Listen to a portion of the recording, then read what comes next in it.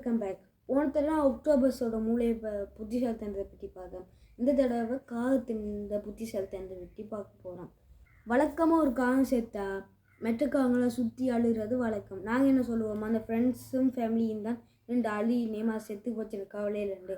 உண்மை இன்னும் ஒன்றும் இருக்குது. அந்த உண்மையை இப்போ நான் உங்களுக்கு சொல்ல போகிறேன்.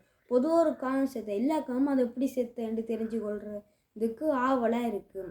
இப்போ ஒரு கார் இடித்து செத்துதுண்டா ஒரு காகம் சொல்லும், அதை பார்த்து காகம் சொல்லும், ஒரு இரும்பு கலரில் நீட்டு பாக்ஸ் மாதிரி இருந்த செவ்வாய் ஷேப்பில் அதுக்கு 4 சீல் இருந்தது. உள்ள மனுஷங்க தான் ஓடிக்கொண்டிருந்தவங்க ஒன்று இடிக்க அது அந்த இதில் செத்து அந்த நேரமே செத்துட்டு. இதால் எல்லா காகமும் இதை கேட்ட உடனே அந்தமாரி எதை பார்த்தாலும் அதுகிட்டேருந்து தள்ளி கவனமாக நிற்கும். இதை ப்ரூவ் பண்ணுறதுக்கு தான் சயின்டிஸ்ட் என்ன செஞ்ச வேண்டாம், ஒரு கிணக்கு காகம் இருக்கிற இடத்த போய் ஒரு வித்தியாசமான மாஸ்கை போட்டுக்கொண்டு எல்லாத்தையும் விரட்டி ஓட விட்டவே கொன்றுவமெல்லாம் சொல்லி அதால் பாய்ந்து போன எல்லா காகம் போய் ஒளிஞ்சிட்டு.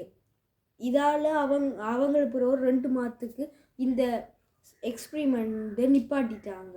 பிறகு ஒரு 2 மாதம் கழிச்சு எக்ஸ்பிரிமெண்ட் ஞாபகம் வேறு செக் பண்ணி பார்ப்போம். மாஸ்கை போட்டு போயிருக்காங்க. இந்த தடவை ஆயுதங்களோட போயலை. பார்த்த எல்லா காகமும் இவங்கள திரத்தி கொத்தி இருக்கு. அதோட பெரிய காகங்கள்லேருந்து குஞ்சுகள் கூட இவங்களை பறக்கக்கூடிய குஞ்சுலாம் கொத்துறதுக்கு பறந்து வந்திருக்கு.